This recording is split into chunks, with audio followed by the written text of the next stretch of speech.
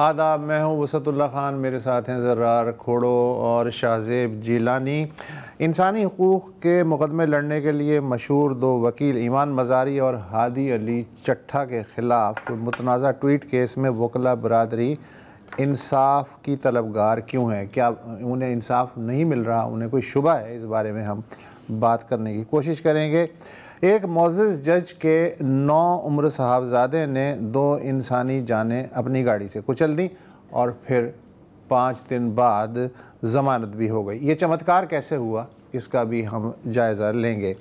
मगर पहले सादुर रहमान उर्फ़ डक्की भाई का जुए के ऐप्स का मुबैना केस और इस केस के ताल्लुक़ से तहक़ीक़ाती एजेंसी की कारकर्दगी के बारे में उठने वाले संगीन सवाल। जी, तो मतलब कि आज का शो इंसाफ के बारे में है और जिसको हम प्यार से पाकिस्तान में निज़ाम कहते हैं। और अगर आप इस निज़ाम के हथों चढ़ गए तो आप अच्छा, कौन इस निज़ाम के हथों चढ़ते हैं, कौन इस निज़ाम से बिल्कुल ही बरी हो जाते हैं, और अगर आप फंस गए तो निकलने का तरीका क्या है, ये एक आज हम सबक सीखने की कोशिश करेंगे। अच्छा, जहाँ तक सादुर रहमान और डक्की भाई की बात है, आप मशहूर यूट्यूबर हैं, आप अच्छी तरह से उनको जानते हैं। 17 अगस्त को लाहौर एयरपोर्ट से national cyber crime investigation agency NCCIA के अफसरान उनको गिरफ्तार करते हैं। इल्ज़ाम लगता है कि आप गैम्बलिंग ऐप्स, बेटिंग ऐप्स को प्रमोट कर रहे हैं, आपने इलेक्ट्रॉनिक फ्रॉड किया है और आपने मनी लॉन्ड्रिंग की है। ठीक है जी, यहाँ तक तो सही है। 100 दिन तकरीबन कस्टडी में गुजरते हैं, फिर रिमांड होती है, फिर वो एक्सटेंड होती है हस्बे मामूल, जैसे इन केसेस में आप देखते हैं। 25 नवंबर को जमानत पर डक्की भाई को रिहा किया जाता है। लेकिन इस दौरान एक ट्विस्ट आती है इस केस में, जब उनकी अहलिया अरूब जत्तोई उल्टा NCCIA के एहलकारों पर एक केस फाइल कर देती हैं, FIR दर्ज करती हैं। इल्ज़ाम लगाती हैं कि उन्होंने 90 लाख रुपए बतौर रिश्वत डक्की भाई और उनके घर वालों से ली है।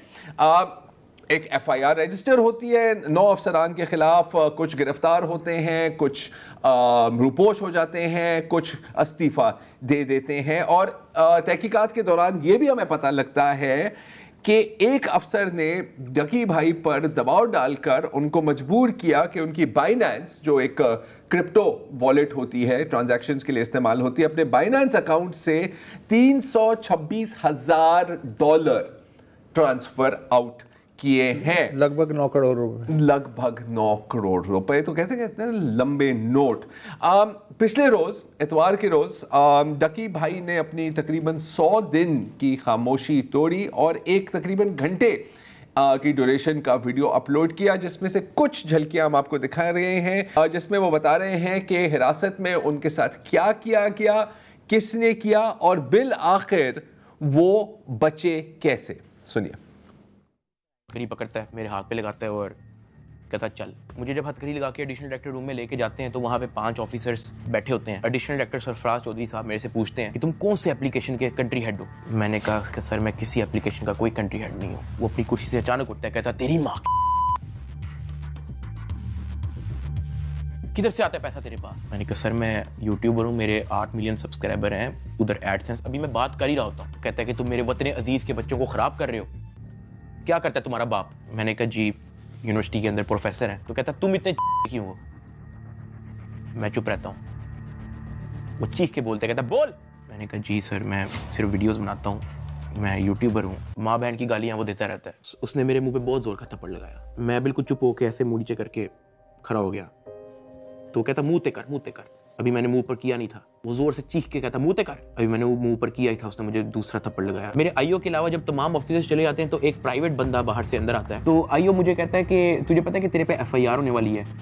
मैंने कहा यार मुझे थोड़ा सा एक्सप्लेन कर दें कि मेरे पे केस क्या है और क्या FIR है और मैंने किया क्या है। तो जो प्राइवेट बंदा है जो बाद में आया था ना, वो कहता कि यार तेरे बहुत बड़े मामला आते हैं, तेरा बहुत बड़ा मैटर है, तेरे पीछे ISI है, तेरे पीछे MI है, तेरे पीछे क्या क्या एजेंसी है। कहता तुझे पता ही नहीं है कि तूने क्या किया। तो वो मेरे पे ये इंप्रेशन डाला कि हर इदारा जो है वो मेरे पीछे पड़ गया। साथ ही कहता कि लेकिन अगर आप हमारे साथ कोऑपरेट करेंगे तो हम आपके साथ कोऑपरेट करेंगे। कहता कि भाई लगता है तुझे सारा पैसा कब्र में लेके जाना है, पैसे आप फिर कमा लोगे, आप अपना मसला हल करो। मैंने कहा मैं इन चक्करों में कभी भी नहीं पड़ा। तो जब मैं कोर्ट से NCCI ऑफिस वापस आया, वही बिग ब्रदर उधर मौजूद था। उसने मेरी तरफ देख के कहा डक्की तेरे से पैसे किसने लिए। मेरा दिल इधर मुंह में आ गया। साथ मैंने उनको ये भी बताया कि जब मैं NCCI की कस्टडी में था तो वो मुझे कहते थे कि आपके पीछे MI लगी हुई है। तब उसने मुझे कहा कि जिन लोगों का नाम लेके आपसे पैसे ले रहे हैं ना, मैं उस इदारे से हूँ। फिर उसने मुझे बताया कि ये बात जब मुझे पता लगी तो हमने अपने हायर अथॉरिटीज़ को भी इन्फॉर्म किया, तो let me and my team handle it.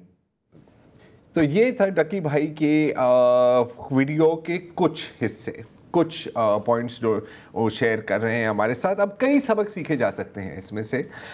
एक तो कि इदारे के नाम बदलने से कुछ नहीं होता अगर वही लोग उस इदारे को दोबारा चलाएंगे। NCCA FIA साइबर क्राइम से NCCIA की मैं बात कर रहा हूँ।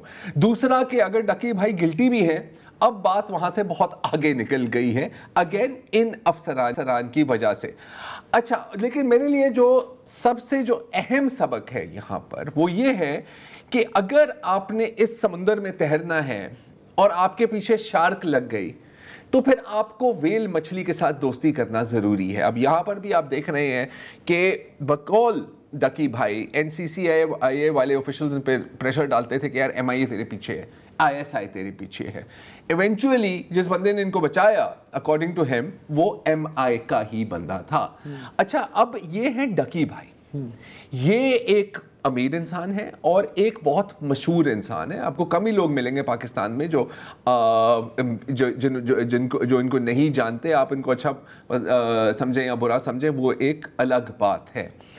अब फर्ज करें कि कोई और बंदा इसी तरह इनके हाथों चढ़ जाए, क्या ऐसी इंटरवेंशन उसके लिए मुमकिन है? मेरा नहीं ख्याल। वो मर भी सकता है, वो मर भी सकता है, बहुत चीज़ें हो सकती हैं। मैं आपको एक और मिसाल देता हूं पिछले साल की, यहाँ कराची की मिसाल है। 2024 में मई में एक आलियान नाम का शख्स इराक से वापस आता था, कराची एयरपोर्ट लैंड करता है, वहाँ से अपनी गाड़ी में जा रहा है। कहीं इसको शारा फैसल पर वायरलेस गेट के नज़दीक कुछ सादा लिबास में कुछ लोग इसको रोकते हैं, उठा लेते हैं।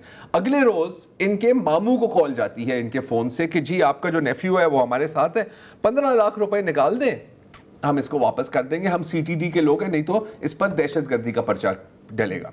अच्छा, मामू जाते हैं वहां पर, पैसे देते हैं। वहां पर भी डायरेक्ट पैसे नहीं होते, एक प्राइवेट पर्सन, जैसे डकी भाई भी कह रहे हैं ना, प्राइवेट पर्सन, एक प्राइवेट पर्सन आता है, कहता है यार मुझे दे दो, वो पैसे उसको देते हैं और कुछ फिर पुलिस अफसरान बाहर निकल कर उसके भतीजे को और उसके सामान को वापस कर देते हैं। सिर्फ उनसे गलती ये हुई कि उन्होंने पूरी अपनी चेकिंग नहीं की, अपनी रिसर्च नहीं की, और उनको ये नहीं पता था कि आलियान के मामू रेंजर के कमांडर हैं। फिर क्या हुआ कि एक दफ़ा ये पूरा कार्रवाई हो गई तो रेंजर्स वहां पर पहुंचे, इन सबको उठाया और इन सबको वहां से गिरफ्तार कर दिया। एक SSP फिर वहां से मुअत्तल हो जाते हैं, SSP इमरान शौकत, राइट। तो अगेन अगर कोई प्राइवेट सिटीजन होता, अगर आलियान का मामू रेंजर्स में ना होते, अगर डकी भाई की किसी तरह रसाई MI तक नहीं पहुंची होती तो इनका क्या हाल हुआ होता। जहां तक ये सरफराज चौधरी डायरेक्टर NCCIA की बात है तो ये काफी वेल नोन कैरेक्टर है। इनफैक्ट जिसने तफ्तीश की थी डकी, जिन्होंने तफ्तीश की थी, जिन्होंने थप्पड़ मारी थी, और ये तो मैं आपको सिर्फ थोड़ा सा ही दिखा रहा हूं ना, उन्होंने बाकायदा अकॉर्डिंग टू डकी भाई, उनके 7 साल का बेटा है ये सरफराज चौधरी का, उसने उसको वीडियो कॉल पर ऑन किया और कहा कि जी यही वो बंदा है ना जिसकी तुम वीडियोस देखते हो बड़े शौक से, अब गाली निकालो उसे, और उसको सामने वीडियो चैट पर उसको थप्पड़ मार रहा है और कह रहा है कि तुम हमारे कौम के बच्चों को बिगाड़ रहे हो। अच्छा, जहां तक सरफराज चौधरी की बात है तो एडवोकेट हादी अली चट्टा, जो आपको पता है कि जो नाम so called blasphemy business group है, उनके जो अलेजेड विक्टिम्स हैं उनकी भी केस लड़ रहा था। हादी अली चट्टा के साथ क्या हो रहा है वो भी हम आपको प्रोग्राम के अगले हिस्से में बताते हैं। इनका कहना है, अगर इनकी ट्वीट हम दिखा दें हादी अली चट्टा की, कि ये वही सरफराज चौधरी हैं जिन्होंने कई 100 नौजवानों को, पाकिस्तानी नौजवानों को झूठे ब्लास्फेमी केसेस में फंसाया है। अकॉर्डिंग टू हादी अली चट्टा, ब्लास्फेमी बिजनेस ग्रुप के बेहेस्ट और उनकी कोऑपरेशन में। अगर आप इनकी टेस्टिमनीज देखें सरफराज चौधरी की अदालत में, तो बार बार दीन की बात होती है, बार बार अखलाकियात की बात होती है। तो आप देख सकते हैं कि पब्लिक पर्सोना कुछ और होता है और प्राइवेट में ये हरकतें होती हैं। लेकिन इस तरह के जो इदारे हैं शाहजेब, और इस तरह के जो किरदार हैं, ये इस तरह ऑपरेट क्यों करते हैं? क्योंकि ये आखिरकार कई लोगों के काम भी आते हैं। जी और ज़रा इसमें मैं बस ये ऐड कर दूं कि जिन साहब का नाम लिया है डकी भाई ने अपने इसमें आपने कहा वेल नोन है, नोटोरियस हैं, मतलब उनकी Notorious। रेपुटेशन जो है, अब हम हकीकत नहीं जानते हैं, पता नहीं वो कोई इंक्वायरी भी फेस कर रहे हैं या नहीं, लेकिन हम अक्सर ये सुनते हैं हम सरकार की तरफ से कि जी के हर इदारे में गंदे अंडे होते हैं और क्या ब्लैक शिप होती हैं। लेकिन हमने ये देखा है FIA जो हुआ करती थी, फिर ये NCCIA बन गया है, हमने एक पूरा एक ट्रैक रिकॉर्ड देखा है जहाँ पे अब्यूज़ ऑफ पावर है, जहाँ पे इम्यूनिटी है, जहाँ पे ऐसे अफसरान को ला के लगा दिया जाता है विक्टिमाइजेशन के लिए जिनका कोई ना एक्सपर्टीज़ है, ना ही उनको इन्वेस्टिगेट करना आता है, ना ही उनकी कोई ऐसी आला क्वालिफिकेशंस हैं। तो ये जो तसलसल है ये तो बरसा बरस का है। ये तो डकी भाई चूंकि उनकी इतनी फॉलोइंग है या जो इतना हाई प्रोफाइल केस है कि ये बातें खुलकर आईं, और जैसा आपने बिल्कुल सही कहा कि चूंकि उनकी किसी तरह से पहुंच हो गई मजीद ऊपर, तो उनको रिहा किया गया और अब वो इस पोजीशन में हैं कि वो ये बात कर सकते हैं। ये सहूलत जो है बाकी हमारे मुल्क के लोगों को मैसर नहीं है कि वो जो है ना आपने जगह वेल मछली तक वो पहुंच सकें। वो तो शार्क को जो उनके पीछे छोड़ दी जाती है तो वो अपनी जान बचाने में लग जाते हैं। तो इसमें काफ़ी सारे इशारे हैं हम सब के लिए। अच्छा, कुछ फिर कि आप कैसे इससे निपटेंगे जब तक आप ये चीज़ें एड्रेस नहीं करेंगे। This is not about one person, one official in NCCI। कुछ इसमें दो फिल इन द ब्लैंक हैं। डकी भाई का चूँकि जिक्र हो रहा है, BBC की मैं रिपोर्ट पढ़ रहा था, उसमें यह था कि वो जो था ना कि डिजिटल वॉलेट से इतने लाख डॉलर जो कि 9 करोड़ रुपए के बराबर बनते हैं वो ज़ाती अकाउंट में जमा हो गए। फिर जब ये शोर मचा तो फिर शो किया गया कि ये जो है सरकारी वसूली है, ठीक है। और अब जो है 9 अहलकार जो हैं इस वक्त वो 90 लाख रुपए रिश्वत लेने के इल्ज़ाम में जो हैं वो सस्पेंशन की जो कार्रवाई है वो भुगत रहे हैं। और NCCI का तर्जुमान जो है वो कह रहा है कि बदनवानी में अफराद मुलविस होते हैं, इदारे मुलविस नहीं होते। इस इदारे में किसी भी तरह की करप्शन के खिलाफ ज़ीरो टॉलरेंस। हालांकि इदारे इंडिविजुअल से ही बनते हैं और आप जनरली कल्चर वहाँ से आप बता चुके हैं कि ये जो NCCI है असल में ये FIA का जो साबिक साइबर क्राइम विंग था उसकी एक नई शक्ल है। देखिए, जब आप एक कल्चर ऑफ इम्प्यूनिटी ब्रीड करेंगे टॉप लेवल से नीचे तक कि भाई इस बंदे को उठाना है, इसके ऊपर तुमने जो मर्जी केस ठोकना है तुम ठोक दो, ठीक है, तो फिर जिनसे आप ये काम कराते हैं वो फिर जाहिर है कि वो फ्रीलांसिंग भी करेंगे साथ साथ। हमने कितनी दफा ये केस देखा है। रावणवाल की एक मिसाल है आपके सामने, आबिद बॉक्सर है। इस तरह अगर हम सिर्फ नाम गिनते रह गए तो मेरा ख्याल है कि एक हफ्ते का प्रोग्राम ये भी एसेट्स हैं। जब वो फिर अपने एसेट्स बनाने के चक्कर में बन जाते हैं ना, तो फिर कभी कभी थोड़ा सा मसला आता है। बॉटम लाइन ये है कि यहाँ पर अगर कोई ईंट लेके आपके पीछे भाग रहा है ना, मैं तो सर फाड़ दूंगा, तो या तो आपके हाथ में पत्थर होना चाहिए या तो फिर आपके पतले तक रसाई होनी चाहिए, अदरवाइज आपका कोई सीन नहीं है। और इसी पॉजिटिव नोट पर एक वक्फा ले लेते हैं।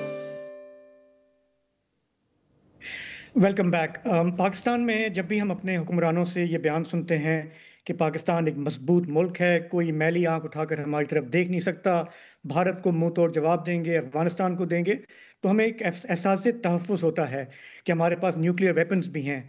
लेकिन फिर बार बार हम देखते हैं कि मुल्क के अंदर हमारी इतनी ताकतवर रियासत है, वो कभी कोई ट्वीट आता है, कुछ आता है, तो उससे बाकायदा हिल जाती है और सख्त प्रेस कॉन्फ्रेंसेस भी होती हैं, जुमे को भी हमने देखी, और केसेस भी बन जाते हैं।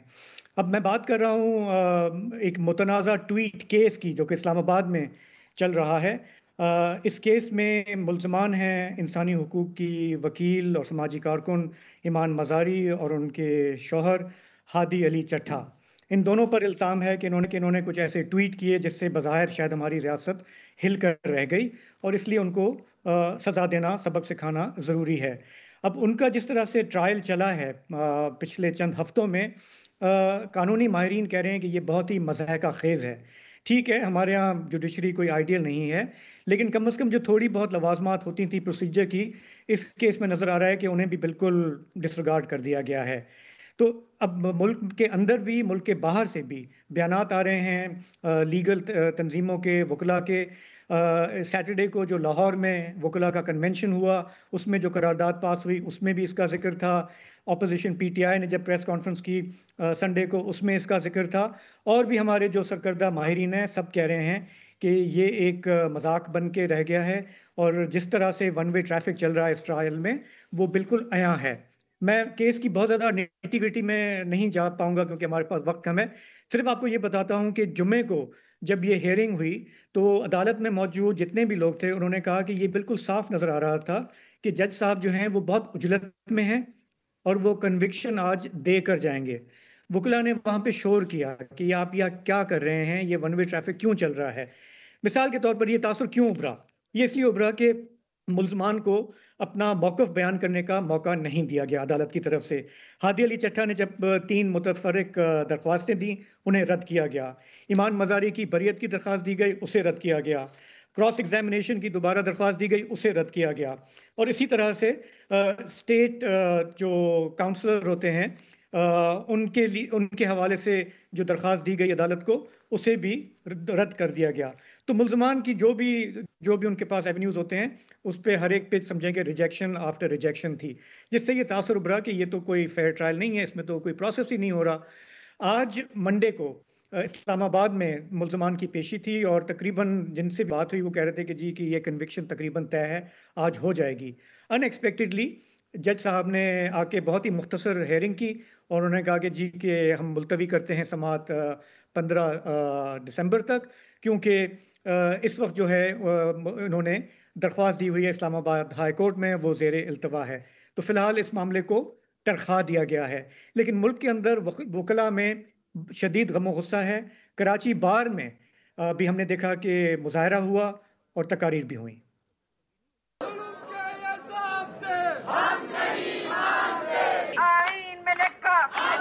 कानून में लिखा आजादी, मंजूर में लिखा आजादी, दस्तूर में लिखा आजादी, हम लेके रहेंगे आजादी, ईमान भी मांगे आजादी, हादी भी मांगे आजादी, हम लेके रहेंगे आजादी। इस केस के अंदर बकायदा फेयर ट्रायल के कवानीन फॉलो किए हुए, प्रोसीजर फॉलो किए हुए आप रश करते हैं कन्विक्शन के लिए, तो जो इस केस के 2 मुल्ज़िम हैं वो पहले ही कह चुके हैं कि उनको इस्तिस्ना नहीं चाहिए और वो कैद वबंद से नहीं डरते, वो कन्विक्शन से नहीं डरते। तो कन्विक्शन करे या ना करे ये मुतालबा नहीं है, मगर इंसाफ करते हुए नजर आए ये मुतालबा है। अगर आप ये इंसाफ के तमाम पैमाने पूरे नहीं करते तो हड़तालें कराची के अंदर भी होंगी, लाहौर में भी होंगी, कोयटा बार में भी होंगी, पेशावर बार में भी होंगी, इस्लामाबाद बार में भी होंगी। और सिर्फ वकील नहीं करेंगे, सिविल सोसाइटी भी साथ में करेगा। तो ये थे जिब्रान नासिर, ज़ाहिर किसी तारुफ के मोहताज नहीं है। जहाँ तक ये इंसाफ के तकाज़ों की बात हो रही है तो कुछ मैं 2-3 मज़ेदार डिटेल्स इस केस के बारे में जो है वो मैं आपके साथ शेयर करना चाह रहा हूँ। एक तो कि हादी अली चट्टा को 29 अक्टूबर को गिरफ़्तार किया जाता है अदालत के कमरे से बाहर, ठीक है। और इल्ज़ाम क्या था कि जी आपकी पेशी थी, आप आए नहीं, चुनाचे हम आपको गिरफ्तार कर रहे हैं। ईमान मज़ारी कह रही है कि जी अगर आपने इसका सबूत, इसका सच जानना चाह रहे हैं तो आप सिर्फ जो कैमरे के लगे हुए हैं कोर्ट के अंदर और कोर्ट के बाहर, उनको देख लो और आप देखेंगे कि हादी अली चट्टा कोर्ट में भी मौजूद थे और कोर्ट के बाहर भी थे। हादी अली चट्टा को जब रिहा किया गया तो उन्होंने भी रिपोर्टर से बात की और कहा कि जी मैं तो 5 मिनट पहले आया था, 29 अक्टूबर को जो पेशी थी उससे 5 मिनट में पहले आया था, लेकिन जज ने मेरे सामने, मैं जज के सामने ही खड़ा था और जज साहब ने मेरे खिलाफ अरेस्ट वारंट जारी कर दिया गैर मौजूदगी की वजह से। एक और जो बड़ा इंटरेस्टिंग, इसमें बड़ी इंटरेस्टिंग बात है, पिछली दफ़ा भी इसका जिक्र किया था, एक बार फिर कर लेते हैं कि हादी अली चट्टा पर जो इल्ज़ाम है वो ये है कि आपने 2021 से लेकर 2025 तक ये जो मुतनाज़ा ट्वीट्स हैं, अगर आपने की नहीं, आपने रीट्वीट ज़रूर की हैं।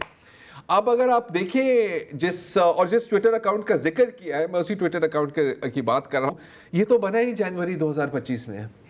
तो जैसे अभी जिब्रान कह रहे थे कि यार हम ये नहीं कह रहे कि सज़ा दो या सज़ा ना दो, वो ऑब्वियसली उनकी दायरे में आता ही नहीं है, लेकिन कम अज़ कम प्रोसेस तो नजर तो आना नजर तो आना चाहिए। नजर आ रहा है और शफाफ नजर आ रहा है। तो ये एक केस है जिसमें आप कह सकते हैं कि शायद फ्लिम्सी एविडेंस की बुनियाद पर ये केस चल रहा है, और कुछ और केसेस हैं जो फिर अदालत के कमरे तक पहुंचते ही नहीं। क्यों वो सर? उस पर हम बात करते हैं अभी after this break. Speedy justice की एक और मिसाल यहाँ पेश की जाती है। सोमवार 1 दिसंबर को रात गए इस्लामाबाद के पीटीवी चौक पे 2 लड़कियाँ स्कूटर पे घर जा रही थीं। अचानक एक तेज़ रफ्तार V8 लैंड क्रूज़र उन्हें कुचलते हुए गायब हो गई। 25 साला समरीन और 27 साला Tabinda Pakistan national council of arts में एक इवेंट मैनेजमेंट कंपनी में जुज़वक्ती मुलाजिम थी। पुलिस ने बहरहाल मुस्तदी दिखाई और अपने ज़राए इस्तेमाल करते हुए मुलजिम को एक मुकामी अस्पताल में ट्रेस कर लिया, जहां वो मरहम पट्टी कराने पहुंचा था गालिबन। पुलिस को हिरासत में लेके गाड़ी को कब्ज़े में ले लिया गया। मेडिकल और फोरेंसिक की कार्रवाइयाँ भी शुरू हो गई। जुडिशल मजिस्ट्रेट शाइस्ता कुंदी से पुलिस ने मुलजिम से तफ्तीश के लिए 4 दिन का रिमांड भी ले लिया। मुलजिम ने अपने बयान में कहा कि उसका नाम अबू ज़र रेकी है, उम्र 16 साल है, वालिद justice Mohammad Asif Islamabad high court के जज हैं। मुलजिम अबू ज़र ने बताया कि उसके पास ड्राइविंग लाइसेंस नहीं है, गाड़ी की नंबर प्लेट भी नकली है। जाए हादसा के वक्त वो ड्राइविंग करते हुए स्नैपचैट पे वीडियो भी बना रहा था। जहाँ भाग होने वाली एक लड़की ताबिंदा के वालिदैन का फौरी रद्द अमल कुछ ये था। कानून कुछ आम के पास कानून होता है कि वो कानून पे भरोसा कर सकते हैं कि कानून उसको इंसाफ दिलाएगा। तो पाकिस्तान में इंसाफ को कोई वो नहीं कि किसी को इंसाफ नहीं मिलेगा। यहाँ पे हम चाहते हैं उसे सख्त से सख्त सजा हो। वो दोनों बची हैं ऑन द स्पॉट, मेरा ख्याल उनकी डेथ हो चुकी थी, लेकिन वो पुलिस वाले वहाँ से लेकर आए थे उन्हें पेम्स हॉस्पिटल में, और मुझे यही बताया गया और मैं यहाँ से पेम्स हॉस्पिटल पहुँचा था। मेरा राइट हैंड था, मेरी बेटी ने मेरा बेटा था वो, ठीक है, मेरे साथ बहुत सपोर्ट कर रही थी। मगर अपनी कमाई से अपना घर चला रही थी। हाँ, वालिदैन का भी घर चला रही थी। मगर फिर वही हुआ जिसका खदशा था। रिमांड ख़त्म होने वाले दिन फिर अदालत में पेश किया गया मुलजिम को, तो जाँ भाग लड़कियों के वर्सा भी वहाँ मौजूद थे। उन्होंने मुलजिम को माफ़ करने के बाद मुलजिम अबू ज़र को ज़मानत पे रिहा कर दिया गया। शायद प्यारे पाकिस्तान में फ़ौरी इंसाफ की एक शक्ल ये भी है। डिजिटल ख़बरी वेबसाइट नुक्ता के हक़ाइक़ जो सहाफ़ी अली हमज़ा हमारे साथ इस वक्त मौजूद हैं। अली हमज़ा, हमें तो इस मामले के अंजाम पे कोई हैरत नहीं, आपको है? अनफॉर्चुनेटली नहीं है सर। कुछ मैंने कुछ डिटेल्स तो आपको बता दी। ये कुछ अली हमज़ा, अगर आप में थोड़ा सा बता सकें कि गिरफ्तार होने या हिरासत में लेने से रिहाई तक यहाँ पर क्या क्या हुआ है। हमें पता है कि वो स्नैपचैट वीडियो बना रहा था अलेजिडली। हमें ये भी पता है कि इस्लामाबाद में जगह जगह CCTV कैमरे लगे हुए हैं। इस वक्त तक इनकी कोई वीडियो भी सामने आई है, और अगर नहीं तो क्यों? सर देखिए, इसमें जो सबसे इम्पोर्टेंट बात है, इस्लामाबाद का जो रेड जोन है, ये उसकी सबसे ज़्यादा मोस्ट सिक्योर्ड शाहराहे दस्तूर है, जहाँ पे ये सुबह 1:10 पे ये वकूआ होता है। वकूए के बाद एक FIR दर्ज की जाती है जिसमें लिखा जाता है मुलजिम को 5 बजे गिरफ्तार कर लिया गया, और उसके ऊपर जो चार्जेस लगाए जाते हैं, ये देखें यहाँ पे लॉ में भी एक बात है कि उसके ऊपर एक हमारा PPC की है सेक्शन 322 कत्ल बिस सबब का, उसकी जो सज़ा है वो दियत है, और 322 उस पर लगती है जिसके पास ड्राइवर लाइसेंस नहीं होता। जिसके पास ड्राइवर लाइसेंस होता है उसके ऊपर 320 PPC लगती है, और उसकी सज़ा 10 साल है। उसके बाद जो इसके अंदर बात आती है कि कोई CCTV फुटेज कहीं से नहीं मिलती। 4 दिन का, अब जब आपने गाड़ी रिकवर कर ली है, आपने लड़का जो है, जो अक्यूज्ड है, वो रिकवर हो गया है, वो गिरफ्तार हो गया है, तो 4 दिन का जिस्मानी रिमांड अदालत ने सिर्फ इस बना पे दिया, जो कहा गया, लिखा ये गया कि उम्र का तयन करने के लिए है कि इसकी उम्र कितनी है, क्योंकि ना शनाख्ती कार्ड मिल सका है हमें इसका, ना ड्राइवर लाइसेंस मिला है। तो हमने इसका मेडिकल टेस्ट करवा के उम्र का तयन करना है इस लड़के का 4 दिनों के अंदर। मगर उन 4 दिनों में क्या होता है, उन 4 दिनों के अंदर आपका इस्लामाबाद का जो IG ऑफिस है वो एक्टिव हो जाता है और फिर ख़ानदानों को अप्रोच किया जाता है। पहली जो ये इंटरव्यू जो अभी आपने एक शॉट दिखाया, वहाँ पे फैमिली बिल्कुल सही तरीके से कह रही है कि हमने एंड तक जाना है। जब सुबह को FIR होने तक, जब डेड बॉडीज़ रिसीव हो रही थी, तब भी एक फैमिली जो थी उसका यही मौक़िफ़ था कि हम इसको इंसाफ तक जाएंगे और बिल्कुल एंड तक जाएंगे।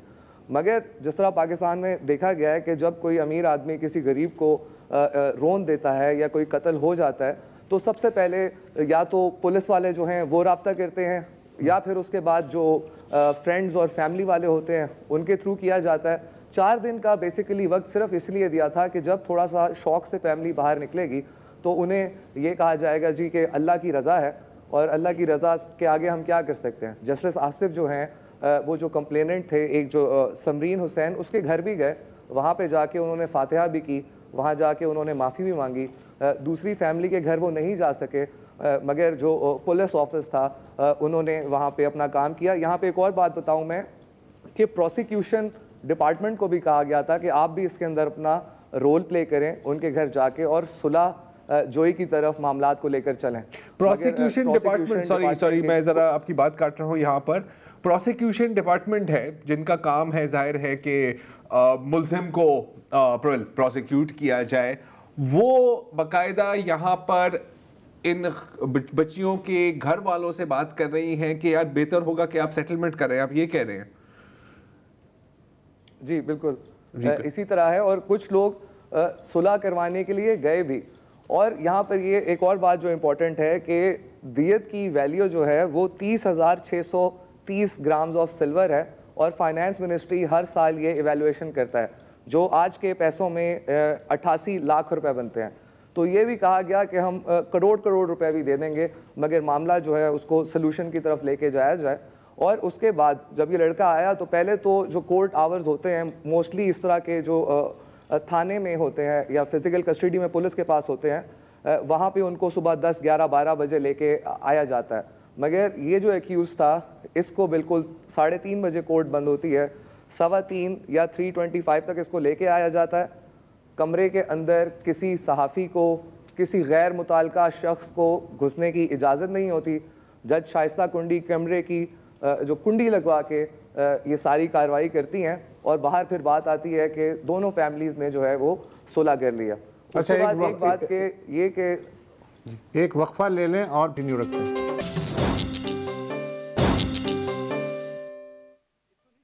प्रोग्राम में वापस खुशामदीद। ब्रेक से पहले अली हमजा हमें बता रहे थे कि इस्लामाबाद में किस बर्क रफ्तारी से इंसाफ की फरहमी हुई है। 5 दिन के अंदर एक ताकतवर शख्सियत के साहबजादे को इंसाफ मिल गया, उनका सारा मामला ख़त्म हो गया। ये हम जो स्पीड देख रहे हैं डिलीवरी ऑफ जस्टिस की, ये बहुत हैरान कुन है। नए रिकॉर्ड कायम हो रहे हैं।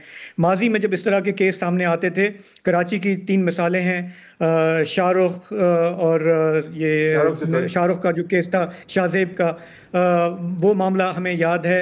उसके बाद नाजिम जोखियों का केस हमें याद है। यहाँ पे एक मेजर इंडस्ट्रियलिस्ट की अहलिया ने राह चलते लोगों को कुचल दिया, वो हमें याद है, वो हालिया वाक़या है। उन सब में भी महीने लगे, कभी कभी तो साल भी लग गए पूरे निज़ाम को मैनेज करने में।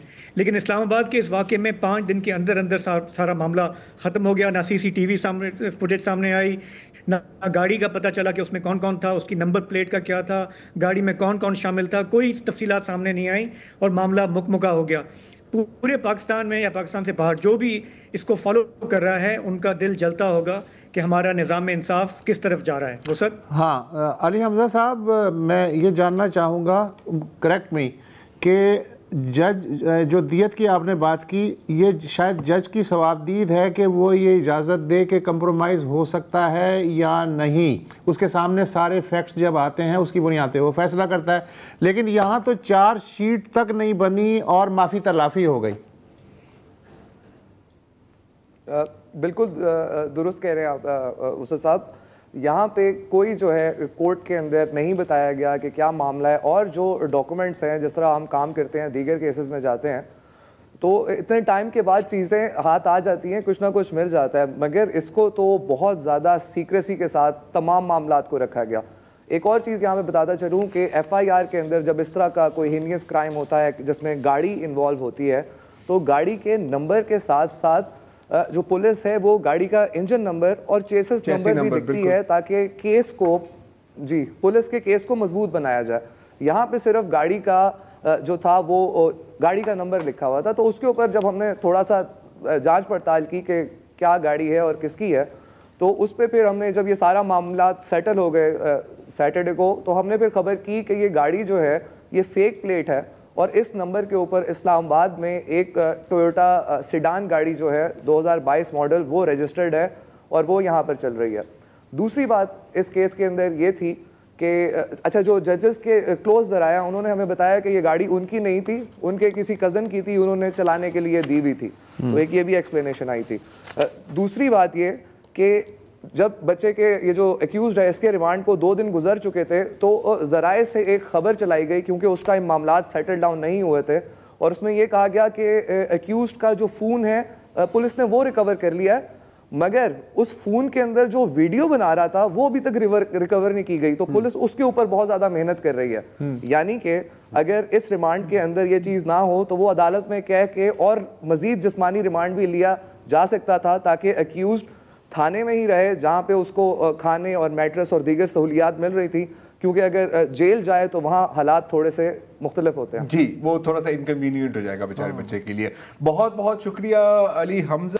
और यार ये वैसे ये जो सहूलत है ये गरीब को भी दस्तयाब हो सकती है अगर किसी गरीब के यार मैं अमीर कत्ल हो तो जाहिर है कि 1 करोड़ तो वो दे भी नहीं सकता, और दूसरी बात है कि अमीर की जान तो मेरा ख्याल है कि 10 करोड़ से तो बोली शुरू होगी। गरीब जो है वो कत्ल कर दे तो अमीर भी अल्लाह के नाम पे उसे माफ कर दे, उसी तरह जिस तरह ये जो हमने आपने कभी देखा है ऐसे होते हुए? यार सुना तो नहीं है, अल्लाह करे आइंदा हो, अभी तक तो नहीं हुआ। होने के लिए कुछ भी हो सकता है शायद, लेकिन अब तक तो कुछ भी में ऐसे ही हो रहा है। कुछ भी में ये शामिल नहीं है, कुछ भी में ये शामिल नहीं है।